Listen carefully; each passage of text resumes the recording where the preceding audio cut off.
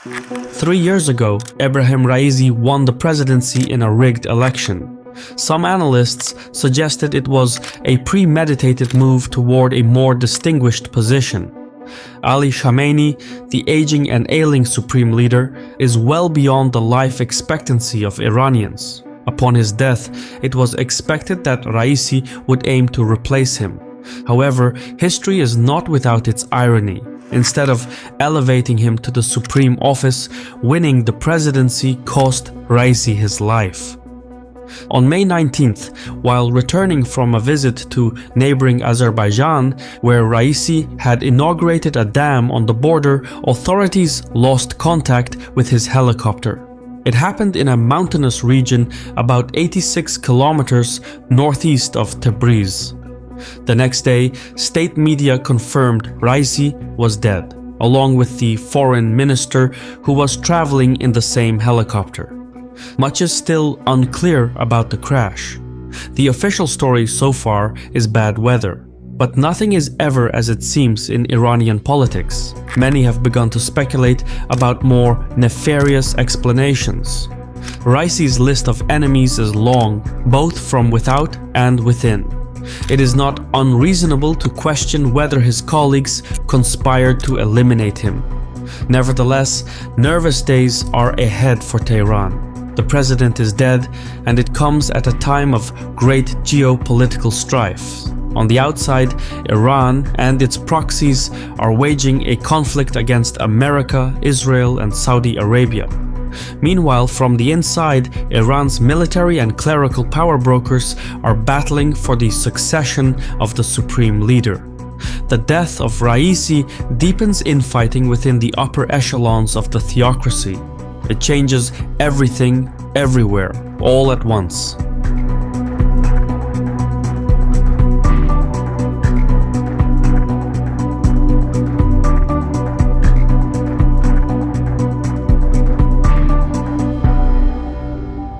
There is no shortage of conspiracy stories when it comes to Iran.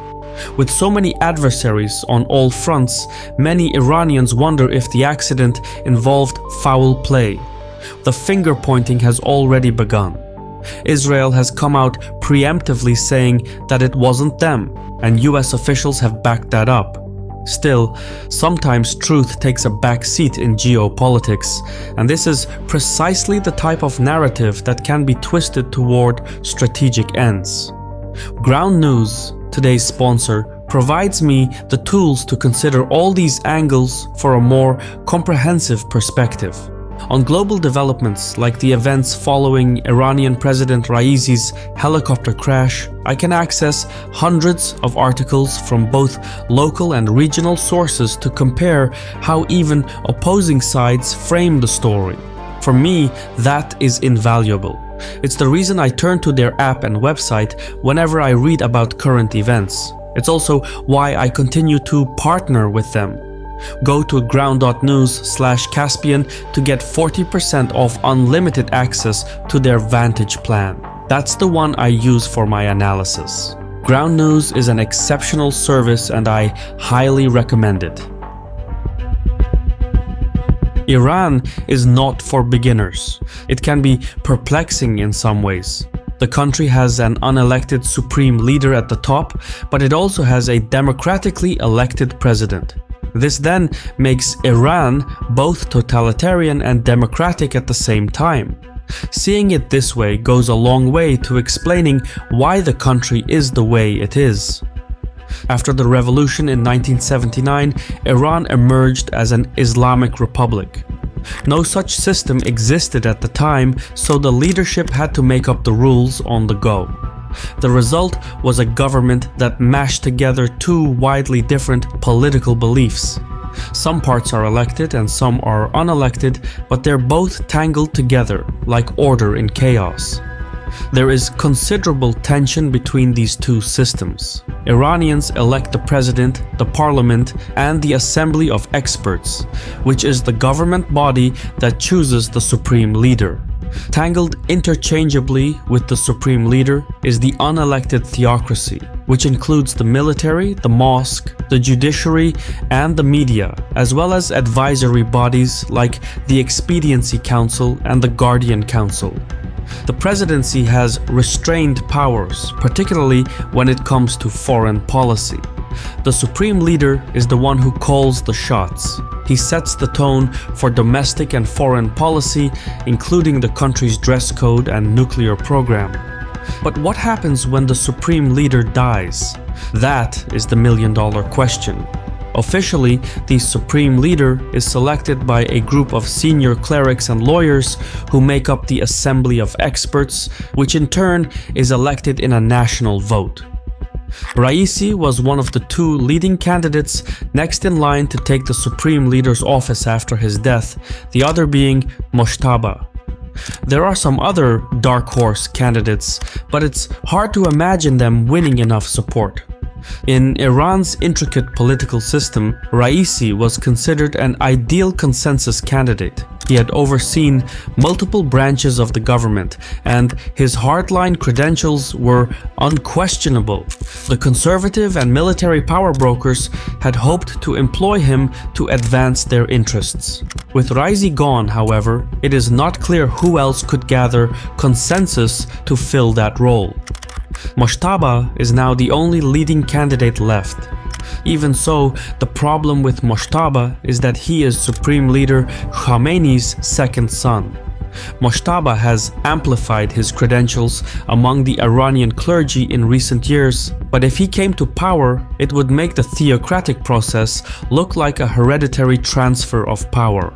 Admittedly, Raisi wasn't popular either, but with him out of the picture, Mojtaba now has a clear shot to the top office. Mojtaba is now likely to speedrun through the political system, making allies left and right. His most sought-after objective would be to make a deal with the power brokers from the Islamic Revolutionary Guard Corps. Doing so would allow Mojtaba to weather any backlash. However, in turn, this would strengthen the role of the military within the country's political and economic landscape. For context, while Khamenei is widely seen as an ultra-conservative leader, he has, on many occasions, intervened against conservatives to support moderate-leaning lawmakers. For instance, he backed Rouhani's rise to the presidency in 2013, and he embraced negotiations with the United States over Iran's nuclear program. A supreme leader lacking such Machiavellian power plays would reinforce Iran's reckless foreign policy driven by the military establishment. So, with a military-backed Mojtaba in power, Iran's political landscape might evolve from a theocratic democracy to something more militaristic. In the decade following, Iran could emerge as less religious conservative at home, but more belligerent abroad. Seen in this way, the death of Raisi will shake politics in Tehran. It will not affect the country's immediate security, but it will cloud the succession of the supreme leader, which, in itself, could evolve Iran's domestic and foreign policy. Few Iranians will mourn Raisi though. They will remember him as the hanging judge, a prosecutor in Tehran who sent thousands of political prisoners to the gallows in 1988.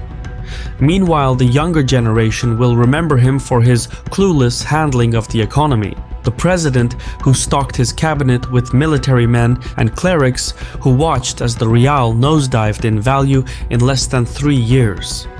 During his presidency, Raisi rejected to press for domestic change, which is in contrast to his immediate predecessors. Hassan Rouhani, for instance, negotiated the nuclear deal with the West, while Ahmadinejad sought to operate independently from the supreme leader.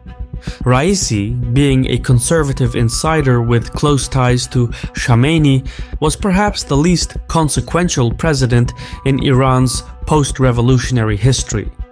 The theocratic half of Iran's government will now need to reach some sort of consensus on Mojtaba or negotiate for one of the other dark horse candidates, most likely another conservative insider. In the meantime, the democratic bodies will need to find a new president swiftly and at a difficult time. The constitution clearly sets out a succession process. A new election must be held within 50 days. Until then, Vice President Mohammed Mokbir will assume the presidency. What you need to know about Mokbir is that he is a bureaucrat, much like Mike Pence. Mokbir enjoys close ties to Khamenei and the military. He used to handle conglomerates worth tens of billions of dollars for both the supreme leader and the deputies from the Islamic Revolutionary Guard Corps. Eventually, though, Mokbir will be replaced by someone else. The next presidential election will be crucial. Whoever wins, conservatives or moderates, will likely oversee the transition from Ali Khamenei to a new supreme leader. It will shape the destiny of Iran in the decades to come. However, these power plays come at a time when Iran is engaged in a regional proxy conflict with America, Israel, and Saudi Arabia. Not surprisingly, many Iranians wondered if any of their adversaries had a role in the crash. Last month, Iran came to blows with Israel. The Israelis had assassinated an Iranian general in Syria, and the Iranians retaliated with a volley of more than 300 missiles and drones aimed at Israel. Mossad, Israel's spy apparatus, has a long-standing history of assassinating its foes, including in Iran, where it has eliminated high-profile nuclear scientists. But Mossad has never gone so far as to assassinate a head of state. Doing so would be an explicit act of war that would call for a violent Iranian response. It would be reckless to risk such hostility just to assassinate Raisi, a profoundly unpopular politician who lacks final authority over many of Iran's key policy decisions. So Israel's involvement is unlikely, but that won't stop Iranian officials from promoting conspiracy theories. Either way, Raisi's death will exacerbate infighting within the upper ranks of the elite. This is not a system where people leave empty-handed. If necessary, they can cut off hands. I've been your host Shirvan from Caspian Report.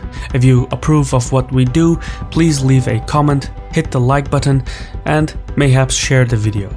In any case, thank you for your time, and Sawal.